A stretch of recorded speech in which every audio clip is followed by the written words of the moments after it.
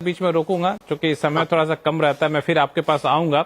लेकिन आपने एक पक्ष बताया इसके पीछे, लेकिन आपने एक और बात कही जो हर बार बजट के बाद हम लोग सरकार से पूछते थे कि जब भी आप इनकम टैक्स में राहत देते हैं ना तो बड़ी कंजूसी करते हैं, बड़ा ही ब्यूरोक्रेटिक तरीका अपनाते हैं। तो आपने बड़ा अच्छा कहा, देना तो छप्पड़ फाड़ के दीजिए ना, छोटा मोटा 10,000 20,000 क्या देना, सीधा 7 लाख से बढ़ा के 12 लाख कर दीजिए।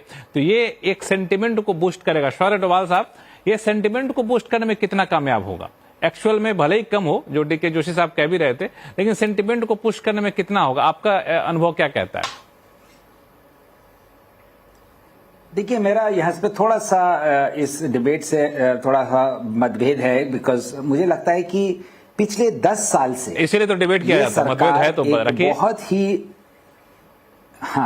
जो ये कि पिछले 10 साल से एक बहुत ही लॉन्ग टर्म स्ट्रेटजी के तहत सरकार इस इकोनॉमी का डायरेक्शन, इसकी दिशा और दशा बदल रही है by placing various building blocks in place. उन सब ब्लॉक्स का समय समय पर राइट टाइम, मतलब उस ब्लॉक का राइट टाइम आता है तब उसको प्लेस किया जाता है। पहले जब 2014 में हमने ये इकोनॉमी इनहेरिट करी थी तो इस इकोनॉमी की पूरी अर्थव्यवस्था बिल्कुल ये टैटर्स में थी। तो हमको पहले कुछ एलिमेंट्स डालने थे जिसके जो इस का फाउंडेशन ले कर सकते कि आगे चल के ग्रोथ कैसी होगी। उसमें ऑब्वियसली इंफ्रास्ट्रक्चर एक था, मैन्युफैक्चरिंग पे पुश था, आत्मनिर्भर भारत था, कई सारे थे, इंक्लूडिंग जो आपने बात करी हाफ अ बिलियन लोगों को ये जनधन योजना और डिजिटाइजेशन के अंदर लाना। तो मेन 3 पिलर थे कि आप फिजिकल इंफ्रास्ट्रक्चर बनाइए, डिजिटल इंफ्रास्ट्रक्चर बनाइए और मैन पावर इंफ्रास्ट्रक्चर बनाइए। अब हमने पिछले 9-10 साल में इसका काफी हद तक फाउंडेशन ले कर दिया है। Now this puts the government in a very good position to start putting on top of that the discretionary spend in the hands of the consumers. और जो इस बजट में आया, तो मुझे आपको ये देखना चाहिए कि ये जो बजट, ये जो हर बजट है, अगर हम एक्चुअली पिछले 10 साल के बजट्स को एनालाइज करें, आप एक सर्टेन पैटर्न देखेंगे जिससे हम, जैसे किसी ने शुरू में कहा था, हम बजट मेकिंग प्रोसेस की पूरी डायरेक्शन बदल रहे हैं। Budget making was not about, जैसे आपने कहा, collecting revenue and then distributing it to the people. It was really about making it an instrument of or a tool of growth, जहां growth अपने में एक वर्चुअस साइकिल हो, जहां पे प्राइवेट इन्वेस्टमेंट हो, प्राइवेट कंजम्पशन हो, और फिर गवर्नमेंट जगह जगह पे स्ट्रेटेजिकली इनपुट्स करे depending upon the state of the economy and the state of play. Obviously ना डेमोक्रेटिक सेटअप, जैसे किसी ने कहा कि हमको इलेक्शन भी लड़ना होता है और कंपीटिंग पार्टीज के साथ वेलफेयरिज्म भी करना होता है, लेकिन उस सबको बैलेंस में रखते हुए long term direction Indian economy की रखे कि जैसे हम अब 1 से 3 ट्रिलियन 4 ट्रिलियन इकोनॉमी आए और 4 से 40 की तरफ जा रहे हैं, हमको एक फ्रेमवर्क चाहिए। और and creditable to the government कि पिछले 10 साल में गवर्नमेंट ने कंसिस्टेंटली इस डायरेक्शन में काम किया है और उसका बेनिफिट हम आज देख रहे हैं, उसका और पार्ट बेनिफिट हम आज देख रहे हैं, जहां गवर्नमेंट बड़े बड़े डिसीजंस ले पा रही है। और जैसे आपने कहा, छोटा मोटा ये नहीं कि 10,000 यहां बढ़ा दिया, मतलब सिर्फ जिसे कहते हैं ना, बैलेंसिंग ऑफ बुक्स नहीं कर रही है government. Actually for the first time now is able to take bold decisions on the back of the big consistent decisions it has taken over the last 10 years. So that's how I look at it. बिल्कुल बिल्कुल। हीरानंदानी साहब, मेरा सवाल आपसे ये है, चूंकि मैं आपके एक जो आपने पिछले आवाज अड्डा में कहा था हमारे शो में, उसको मैं कई जगह कोट भी किया और बताया कि किस तरह के का कंजम्पशन में डिस्ट्रेस है। कि पहली बार 40 साल के करियर में आपने कहा था कि हमने पहली बार देखा कि अफोर्डेबल हाउसिंग का ग्रोथ कम हो गया है, निगेटिव में चला गया है। तो ये अपने बड़ा ही अलार्मिंग था, जो इसको मैंने काफी गंभीरता से अध्ययन भी किया। आपको लगता है कि ये बजट इस तरह के जो नकारात्मकता थी कंजम्पशन में, या फिर एंट्री लेवल सेगमेंट में लोगों को कंजम्पशन के लेवल पे, उसको कुछ हद तक एड्रेस कर रहा होगा? ये लक्ष्मण जी, 2 बातें हैं। जो पहली बात है, तो उन्होंने जो मिडिल क्लास की पॉकेट्स बढ़े हैं वो तो सही हो गया है, और मेरे अंदाज से ये स्टार्टिंग पॉइंट सही है। लेकिन सेकंड पॉइंट अभी तक एड्रेस नहीं हुआ है, वो आरबीआई के हाथ में। मेरे अंदाज से जो इंटरेस्ट है अफोर्डेबल हाउसिंग के क्षेत्र में स्पेशली, उनकी ये 8.5% 9% के जो ब्याज से वो लोग को हाउसिंग लोन मिल रहा है वो नहीं पोसाता। तो मेरे अंदाज से यहाँ आरबीआई को कुछ करने की आवश्यकता पड़ेगी इन ऑर्डर टू कॉम्पेंसेट के अफोर्डेबल हाउसिंग क्षेत्र में। तो सरकार ने तो कर दी, अभी आरबीआई का एक काम है कि इसमें कर दिया जाए।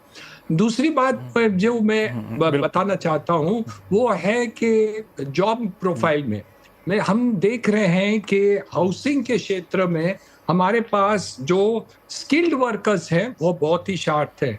हम सेकेंड लार्जेस्ट एम्प्लॉयर है मार्केट में हाउसिंग और अर्बन इंफ्रास्ट्रक्चर। 71 मिलियन का हमारे पास नौकरी करते हैं, लेकिन हमारे पास स्किल्ड वर्कर्स हैं 13 लाख करोड़ 13 मिलियन वर्कर्स हैं। तो मीन्स हमारे पास बहुत ही शॉर्ट वर्कर्स है और 2030 के अंदर हमको 100 मिलियन वर्कर्स की जरूरत पड़ेगी और 33 मिलियन हमें स्किल वर्कर्स की जरूरत है। तो ये एक फोकस बाकी रहा है। मैं समझता हूं कि जितना भी उन्होंने स्किल वर्कर्स के बारे में ऐलान किया है वो काफी कम है, और जब तक ये नहीं करेंगे तो हमारे पास जो अनएम्प्लॉयमेंट सेक्टर है उसको नहीं पहुंच पाएंगे। लेकिन मिडिल क्लास की बात है वो बहुत काफी पूरा हो गया है। अभी ये जॉबलेस के बारे में हमें कुछ सोचने की आवश्यकता है। बिल्कुल, ये बड़ा ही इंटरेस्टिंग सी चीज आपने बताई हीरानंदानी साहब कि जो आप लोगों को मैन पावर की दिक्कत है, लोग मिल नहीं पाते हैं, स्किल्ड लोग नहीं मिल पाते हैं। ऐसा ही शो मैं 1-2 दिन पहले कर रहा था, तो वहां पे एक एमएसएमई मैन्युफैक्चरिंग सेक्टर के प्रतिनिधि आए थे। वो कह रहे थे कि हम लोग तो बोर्ड लगा करके बैठे हैं, कोई आ जाए हमारे पास जॉब कर ले, लेकिन कोई जॉब करने को आदमी मिल नहीं रहा है। अनिल पद्मनाभन साहब, ये कैसा गैप है? एक तरफ बेरोजगारी की बात की जा रही है, एक तरफ लोग ढूंढ रहे हैं, मिल नहीं रहा है। इस चैलेंज को एड्रेस करता हुआ बजट दिख रहा है क्या? क्योंकि स्किलिंग पर तो ऐसे पिछले कई सालों से फोकस रहा है।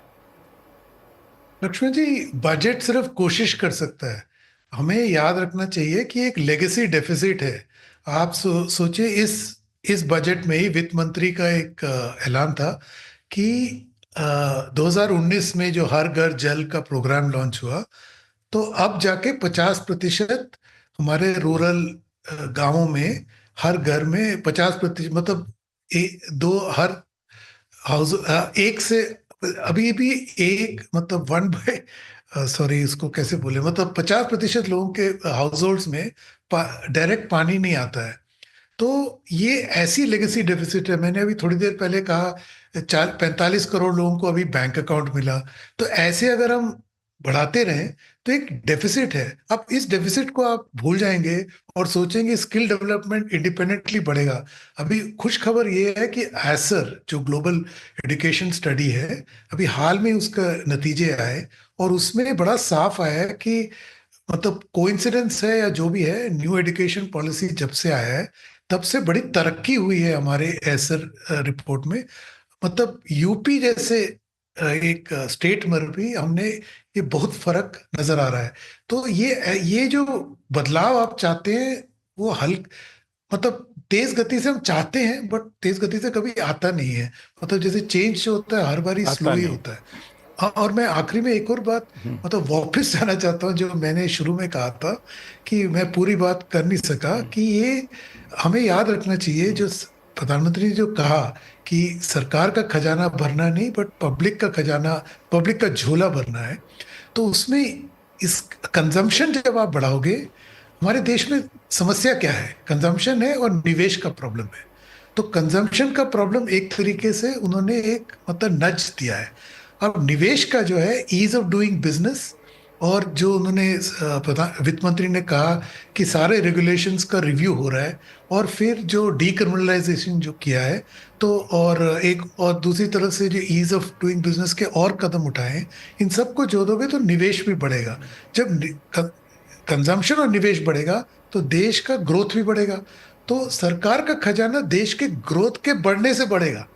ये बहुत फर्क है। मतलब यही मैं आपको दोहराना चाहता हूँ, इस नीति में और पहले के नीति में मैंने बहुत बड़ा आपके उस सवाल अंतर पे है। मैंने डीके जो बहुत फर्क बिल्कुल, इसी सवाल को लेकर मैं डीके जोशी साहब का कमेंट भी लिया था। डीके जोशी साहब, मैं एक दूसरे मुद्दे पर ले जाना चाहता हूं इस डिबेट को कि वित्त मंत्री का ये बयान कि जो फाइनेंशियल रेगुलेशन होते हैं, सब्सिडरी इंस्ट्रक्शंस होते हैं, उसका जमीन पर क्या असर पड़ता है उसका हम असेसमेंट करेंगे, इसका एक मैकेनिज्म बनाएंगे एफएसडीसी के तहत।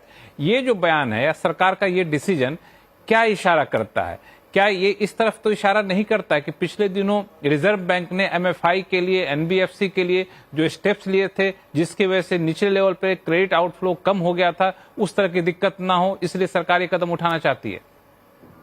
देखिए, इस पे तो मैं कह नहीं पाऊंगा कि किस लिए ये स्टेटमेंट दी गई, but in general I think जो किसी भी चीज को मॉनिटर करने की आवश्यकता होती है तो ये रेगुलेशंस को मॉनिटर करना भी एक मतलब सही चीज है। तो उससे आपको पता चलेगा अगर कोई सिस्टम में प्रॉब्लम है। आई थिंक मैं इसको इस तरह से देखता हूँ। तो ये क्या आपको लगता है कि जो रेगुलेटर होते हैं फाइनेंशियल सेक्टर के, उनके ऊपर एक चेक लगाने का मैकेनिज्म होगा? क्योंकि होगा तो एफएसडीसी के तहत, जहां सारे रेगुलेटर बैठते हैं। नहीं, उसके बारे में मुझे पता नहीं। आई थिंक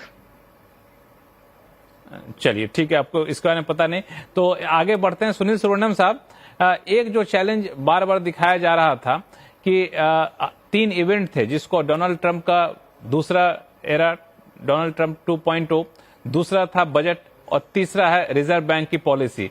डोनाल्ड ट्रंप तो आए, अब उनकी पॉलिसी का असर यहां पर दिख रहा है।